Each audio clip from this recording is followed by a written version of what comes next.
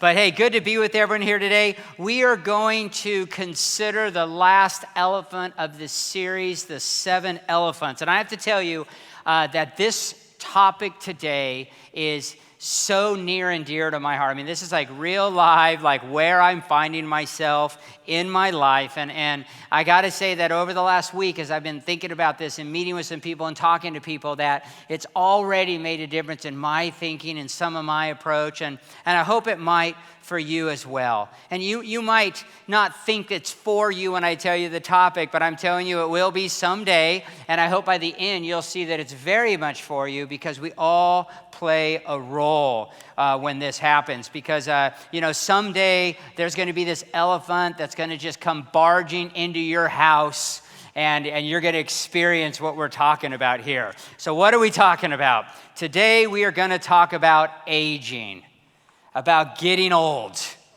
And I don't know, maybe you're not at that place, but the reality is that all of us are aging in different ways in our life. I mean, this whole week by my office was graduations from preschools that graduate, right? They graduate preschoolers now, all the way through high school. And aging is a process where we're changing how we're seeing things and how we focus on things and how we do things. I mean, throughout life, that changes. I was with a group of guys on Friday. I meet with this group of guys, and they ranged from about 28 to there's a guy there's in his mid-70s.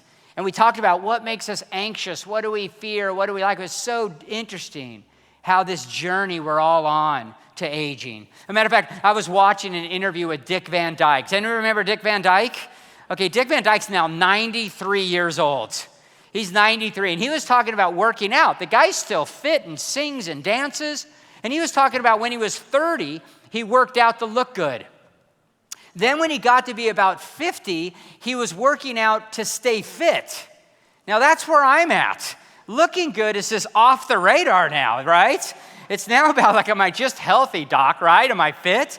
And then he said when he got to be 70, he was working out just so he can keep moving. And then when he got to be about 80, he was working out so that he might avoid getting put into an assisted living place. And now in his 90s, he works out just to be defiant. I'm not old, right? And I just loved that. So we're all aging, right? We're all journeying through that. But what I really want us to consider today is getting old. Getting old. And how we might face that elephant head on instead of kind of ignoring it or trying to work ourselves around it or whatever. And the reason why this is such a big deal in my house is not because I'm getting old, which I am. Scott obviously made me do this today because I'm older than him. So he's all, get the old guy up there, the dude with the gray beard and stuff. But because my 79-year-old mom is in the process of moving into my house. And it's changing the way I'm thinking about this. And my mom, what she's going through is in this process of aging. I have a picture of her that they're going to put up on the screen here. So this is my mom. Now here's the crazy part. This was my mom when she was my age. And now I can tell you that because of a back problem, hip issues, and some other issues, just standing up is a difficulty.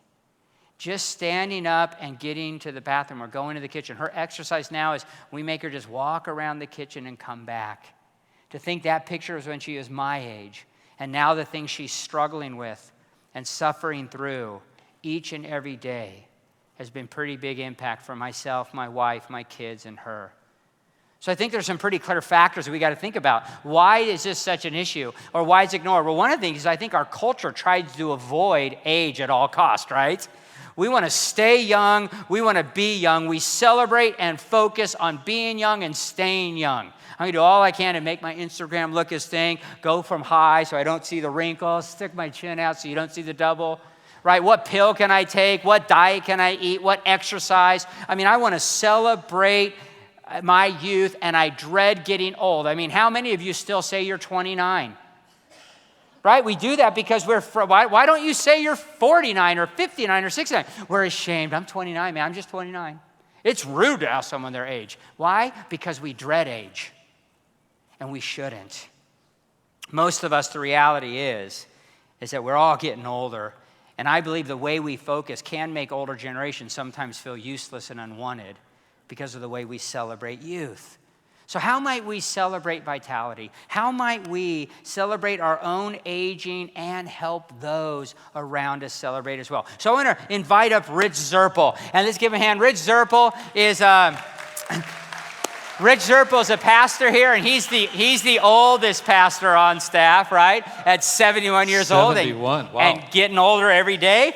And but Rich and I have been working together for about 10 years, and we were talking this week, and I just wanted to bring him up because aging's been tough. I mean, you'll hear about cancer and stuff that him and his wife have faced, but the big reason is because every day, or at least 2 or 3 times a week, I get to work with this guy, and his inspiration in my own life and the way that he has faced aging and difficult aging in a lot of ways has just changed my life and my perspective, and he's just one of those guys that really has an influence on me. So as we were talking, you were talking about how learning and focusing on learning and reading is just a big deal for you to keep having vitality as you're getting older. But Yes. You have an interesting story of how that transpired. So tell us about learning and how that grew in your life. Yeah, good point. And well, I grew up in a dysfunctional home, and I'm not disparaging my parents or anything, but there was an absentee father situation and didn't have role models and so forth. And so I didn't turn to learning as the option. I turned to rebellion.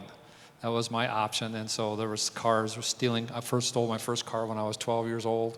That kind of thing. I just went down the wrong road, and no one was there to stop me, basically. But it just kept getting worse. And I was growing up during the anti-establishment era with all the acid rock music and drugs and Woodstock and all of that. So I just flowed with the trend. And it just kept getting worse, and I kept getting in over my head, and the drinking and the drugs and all the other things that went along with that. And so as time evolved, I didn't realize how serious I was getting, to the point where there was some psychotic issues and delusional things happening. And I came to a point where I was 22 years old. I had a breakdown and ended up in the hospital for 30 days. And they were starting to tell me that there was things that they couldn't help me with, and they were just giving me medication to kind of function. And I thought, that in a dark place, I said, wow, how did I end up here? This is over with. I don't know what to do. And the only people at the time, for whatever reason, that reached out to me in any kind of hope or concern were Christians. And so I didn't have anything connection with them before that time frame. And I was looking at them, wondering, what are they like? Whatever. But it started going beyond that, because I met people that had gone a little bit farther down the road than I had. They had had struggles, deep struggles, and they were saying, Jesus is the Son of God. There's life and truth in Scripture. There's church and the living organism of people, and there's all this that you can have. It's a family. It's true. It's real. And as I started warming up to that, they said, Rich, you've got to read. You've got to study yourself. You've got to have this personal part of it with God, and then relational part of it. And they said, the hurts and habits that you have, you need to deal with those. Study. And as I began to do that and began to define what I was facing, define what mistakes I had made, define how I should make course corrections, I began to become a daily reading, lifelong learner, and a pattern of that. Yeah, and then it seems like a big part of that then through your learning is the idea of how valuable relationships are in your life. Yes. And so that was the next thing you talked about, is just the value of relationships. Can you just share with us a little about how meaningful relationships were to you and still are to you? Yeah, it was very powerful, because I'd never seen a happy marriage. I hadn't been around that. I'd been around other things. And so I saw people that were married that cared one another, or committed to one another, loved their children, encouraged them. I grew up in a hostile home of anger and violence. And so when I was drawn to the role model of that, of people who cared about God and cared about each other, that attraction was a relational attraction. It wasn't, you do this, you do that. It was, hey, Rich, let's do this together. We'll pray with you together. We're going to go through this together. And as they opened me up to that, I was warmed up to it for the purpose of love. I have a Father God that loves me. Just as this awareness came, I realized these people are helping me go down the right path. And that relationship with them and the Lord and the things that started healing in me just got better and better and better. And so I just slowly yielded more and more and more to it as it got richer. And I would sit there and say, if I was to define Rich and his ministry as relationships, I mean, you are a relationship junkie and totally about people being a part of your lives. But you used the term I really liked this week. You talked about being a wounded healer, and that next step was not just learning, not just relationships, but how your life can begin to impact others. So you've been wounded through so many things. Now years with prison ministries and recovery and addiction ministries. Your heart is about taking your wounds and helping others heal. So talk about that journey and how powerful and impactful that is for you. I appreciate that question, and I would have to say I kind of backed into it in a way because as I was discovering more about myself and learning from other people and reading and seeing where God was at, I realized slowly but surely God was interested in details in my mind, details in my emotion, in relationships, in my finances, in my progress. And so as I began to focus on those details and began to see how that was all working, I started seeing other people more clearly. And I thought, wait a second, I think I could help that person because they're where I was. I'm a little bit further down the road. Maybe I could reach out and help them. And as that began to build, all of a sudden people said, hey, Rich, you're good at this. You're getting better at this. Continue to do it. And the amazing thing of discovering that, which is the term we use oftentimes is the wounded healer, is that when I would reach out to people and help, and they would respond to me, but the two of us together got better. And so we actually found in the discovery of that amazing love of how God works through both those that need healing and those that are helping to heal through their own wounds. Now, 10 years ago, you guys started facing cancer. And how did this idea of learning relationships and being a wounded healer impact you over the last 10 years through this aging process and what you and your beautiful wife had dealt with? She's beautiful. The fact is that as I got older, and I was told I had cancer when I was 62, but as I got older, I thought, well, you reach a plateau, you move ahead, things are in place, you're moving in the right direction with your finances and relationships, and the living organism of the church is so healthy. Then all of a sudden, boom, this cloud comes in all of a sudden unexpectedly, and I was not feeling that well, and my wife as well, and I went to the doctor in September of 2010, and he said, we've discovered that you have bladder cancer. We're afraid it's beginning to move throughout your body. We need to operate as quickly as possible. And I was just in shock, kind of. It hit you right that way at first. And then 2 days later, in the same week, my wife got her results, and she had lung cancer. So here we were facing this together, and we thought, oh, what is going on? She's never smoked. She's never been around anything like that. Where did this happen? And the doctors didn't know. And we were in this complete place that we had never been before. And raising children and struggles and coming from drugs background, this was all so new. And what did we do? We turned to the patterns that we had established. Let's continue to read. Let's search the scriptures. Let's ask people in the church to pray for us. People came alongside and helped carry us when we were really at our lowest point. And so 2 years after that, my wife was told that the cancer had metastasized to the other lung. They removed the left lung, and then it metastasized to the right lung, and then it metastasized to the brain.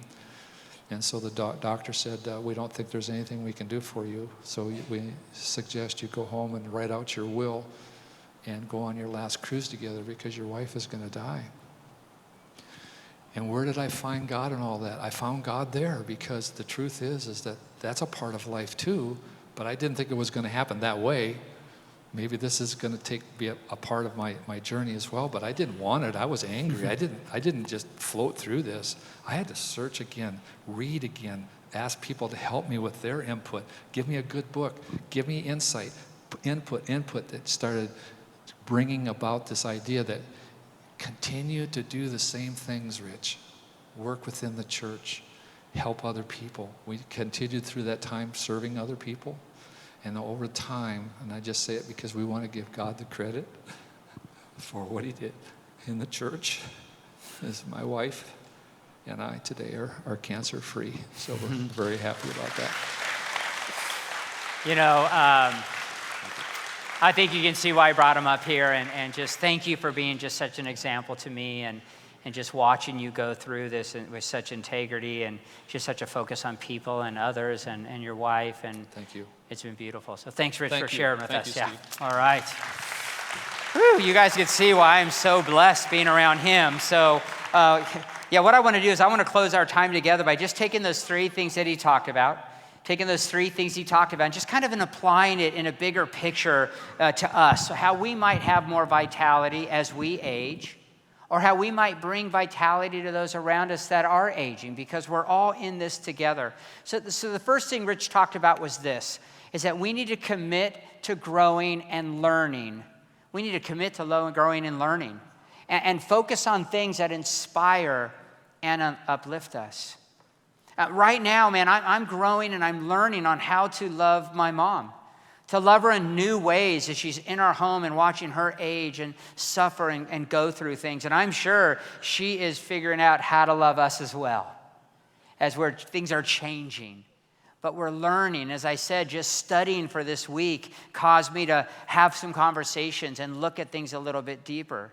And I believe that it's never too late to become a learner, and it's never too early. So you might be a teenager in here, or you might be 85 years old. It's never too late to begin to be a learner.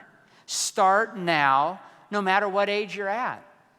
I mean, over the years, I've just often heard people say, I'm not a reader. I'm just not a reader. Well, then become one. Figure it out.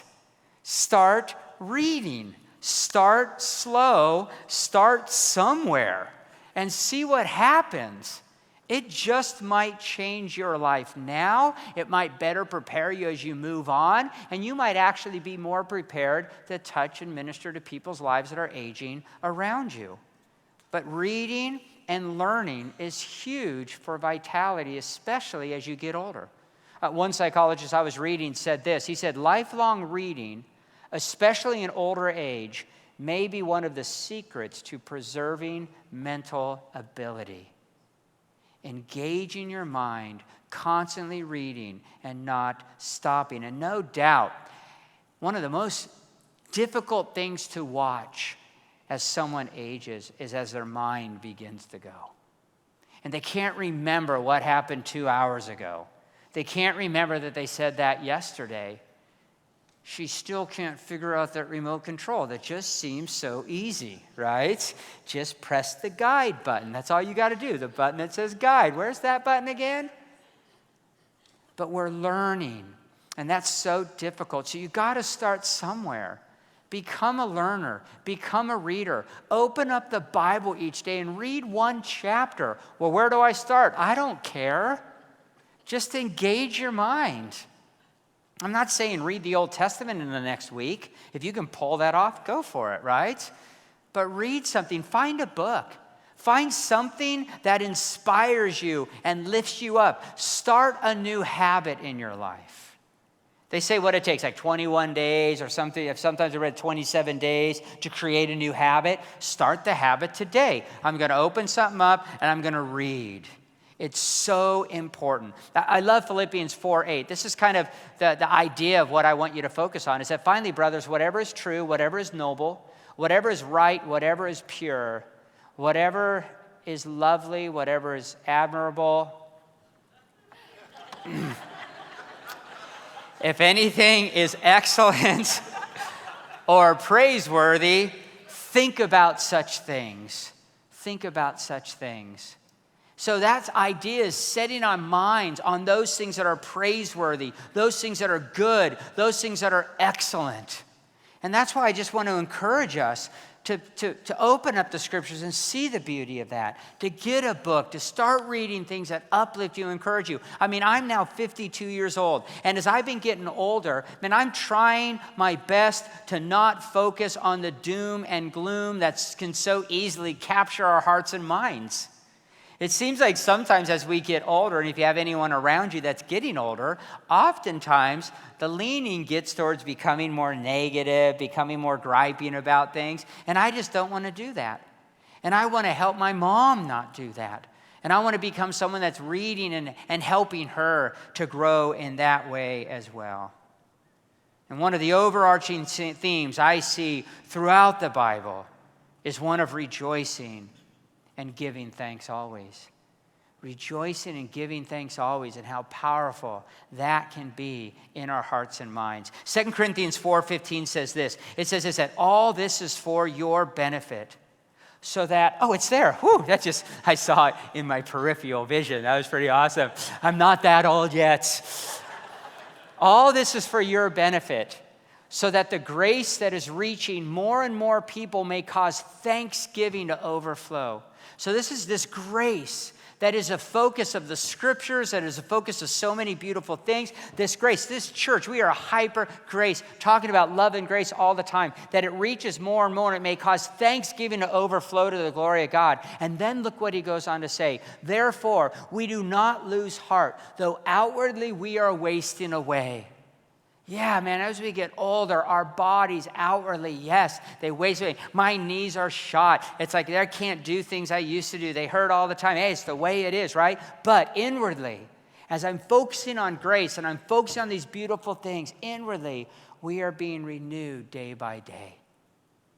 What a beautiful thought, and what a beautiful passage and way that learning can help us. Learning in our understanding of grace and love to renew our spirit, and to see things that are positive around us by learning. Man, we're working with this with my mom. My mom, when she's at her house and in our backyard, she'll just sit there and go, this is so beautiful. I feel like I'm on vacation. Well, she lives in this little tiny apartment by herself. I tell her, Mom, this isn't vacation. This is just called life. It's called being able to sit and hear the birds and see the beauty. This should be the normal thing that you're about.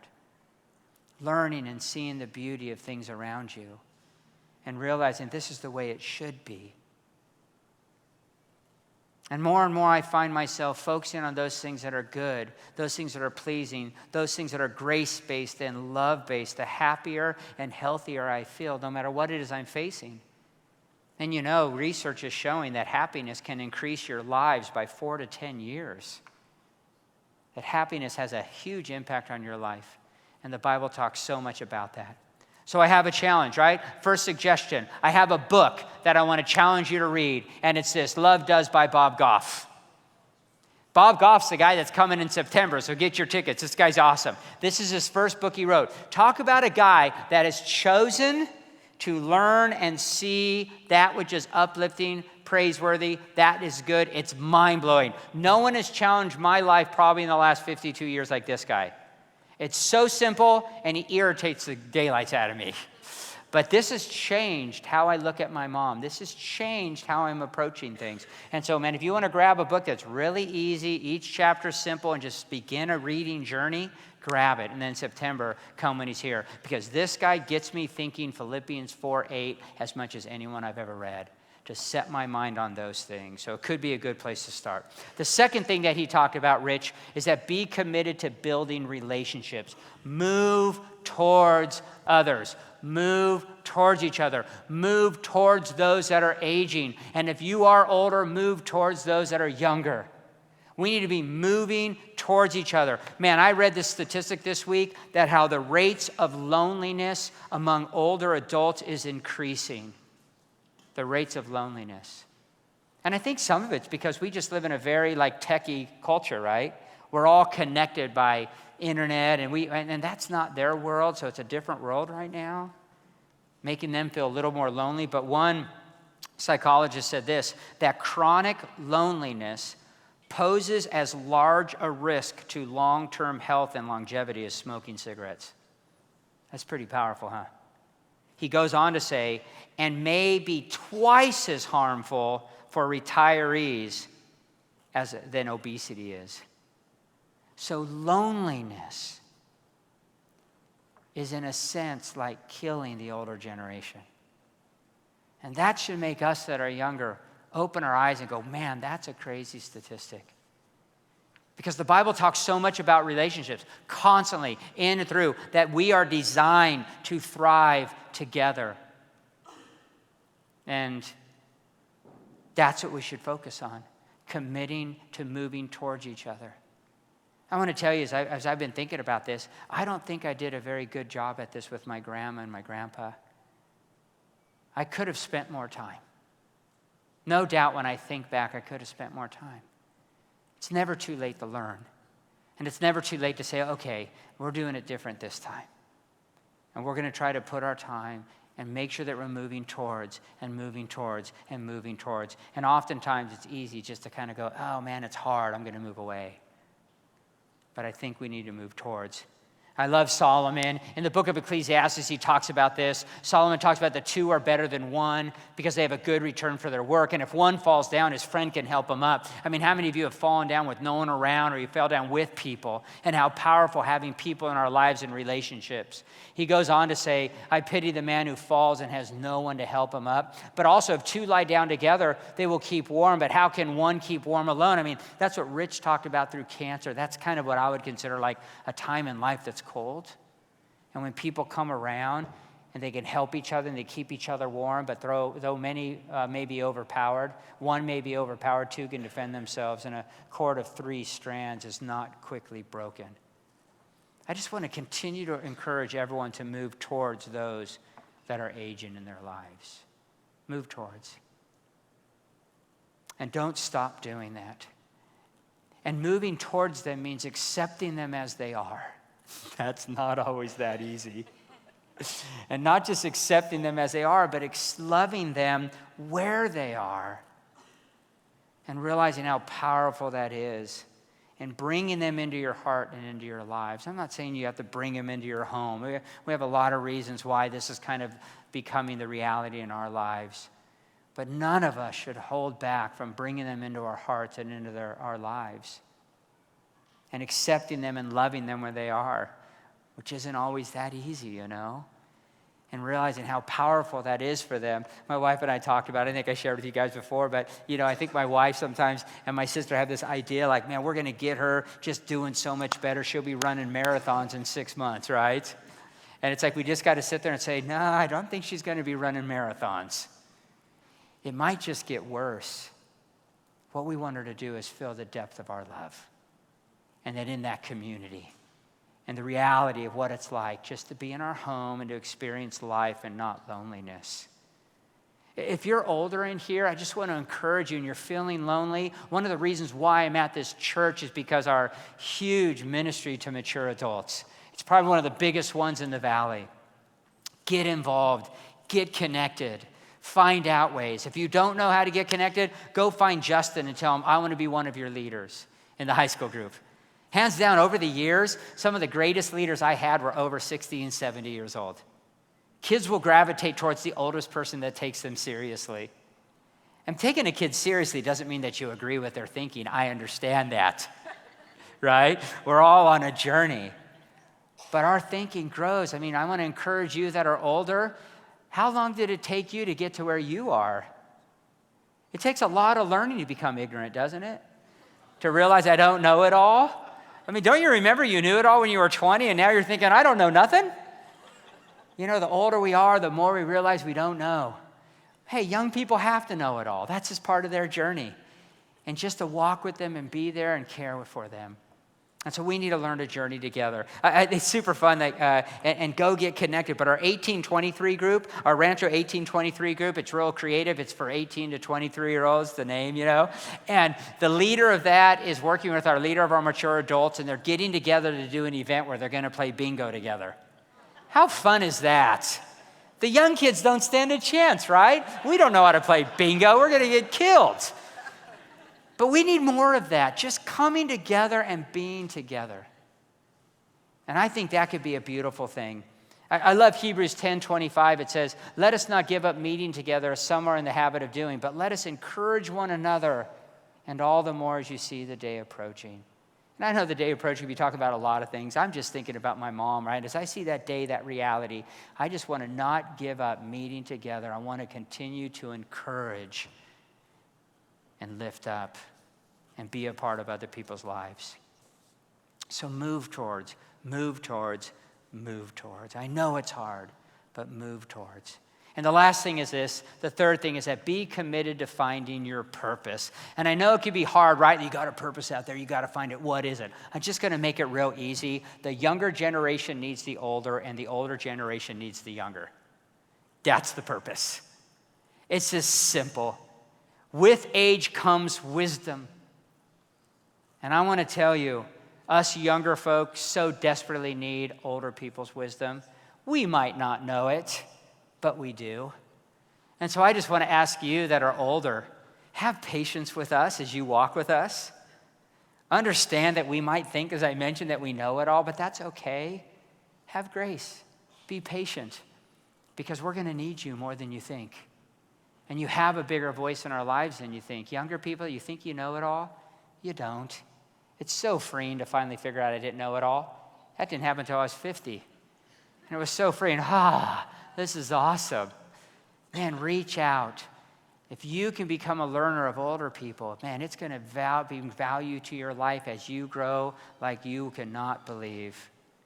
And I want to give a vision of what this community together looks like. And it's found in this verse here in Hebrews 10:24. And let us consider how we may spur one another on towards love and good deeds. That should be the goal. Older generation with younger generation with older, to spur each other on to love and good deeds. There's no greater purpose than that, to help us understand God's love for us and to be encouraged to love one another. I've always been challenged by Paul's attitude when he was suffering. I mean, he's in a prison cell. He's suffering deeply. Man, look at this in Philippians 1. I'm torn between the two. I desire to depart and be with Christ. Like, I'm so done with this life. I'm ready to be done. This suffering is too much. Guys, I want to tell you, not a day goes by that my mom doesn't say, this is too much. I'm done. So I can relate to just seeing someone with this heart, which is better by far to go. But it's more necessary for you that I remain in the body. So his vision is, yeah, man, I'm tired. Yeah, I'm old. But I want to remain in this body. I want to move on. And look what he says as he goes on. Convinced of this, I know that I will remain and I will continue with all of you for the progress and joy, for your progress and your joy, to encourage you towards love and good works, progress and joy in the faith. And then he says, so that through my being with you again, your joy in Christ will overflow on account of me. How cool is that? Man, I'd rather be gone, but since I'm not gone, may my life bring joy into your life. I think of people like Tom and Ernie, Bob and Betty, Leo and Barbara, and so many others. So many others that have so deeply impacted my life and have been a source of life for me. And these are all seniors. Ways that they have spoken to me and encouraged me and loved on me and poured into me has given me such purpose. And I hope that by doing that, it's given them purpose as well. That it's given them vitality in their lives by them speaking into mine. Because they've made a huge difference in my life for sure. So I have a challenge for us. You guys ready? Here's my challenge. Over the next month or so, I want to challenge you guys to set your alarm early, to wake up, be here at 9 o'clock, and go to that tradition service. At 9 o'clock, we have a service that it's packed. It's one of our fullest service of the morning, and most of the people are probably over 70 years of age. And they do hymns, no sitting in the corner going, I don't like this music, it's rah, rah, rah, you know. I'm talking about going and engaging, going and being part of their lives. And here's the scary part, I'm challenging them to come here. I told them to turn their hearing aids off and just come on over, man. Go get connected. I challenge them to not turn left when they go out, but to turn right and to come this way. And they were like, oh, okay. And I just want to encourage you guys to do that too. It's different. This is loud for them, right? And that might be super quiet. When I'm going there, it just feels so quiet and different. But go and engage. And I'm challenging them. What if the one day everyone just switches and we still don't engage, right? I don't think that's going to be the case. But let's come in here. And let's let them come here. Let's go there. And let's go begin to bridge the gap. Begin to start worshiping together a little bit more. And let's just see what happens. Because here's the bottom line for aging. Bottom line for aging is this. Learning, relationships, and finding purpose are all keys to experience vitality at any age. And I want to just end by quoting Ida, a 100-year-old woman that says this. Do what you need to do, not what you want to do. Do what you need to do, not what. What do we need to do to begin building the gap between the generations and making sure that those in our lives that are older and aging aren't lonely? And for you that are older and aging, making sure you realize that you bring so much to the table that we need for us to grow in wisdom and to understand how we're going to be moving forward as well. And we come together in that and see the beauty of all the generations coming together.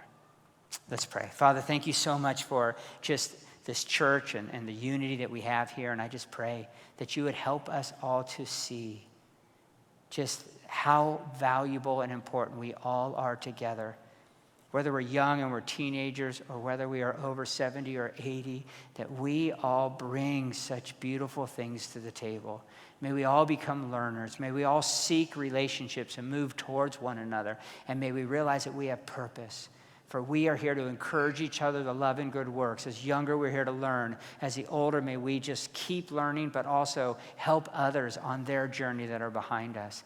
That we would realize how beautiful all the people that come to this campus, all the people that are part of this church, if we can come together, what an amazing, powerful reality that might be in every one of our lives. Help us to take that step, to start reading, to pursue relationships, and maybe just to allow ourselves to learn from those that are older. And if we are older, to begin to realize that in my experience, we can have an impact on others. For your glory and your honor. In Jesus' name, amen.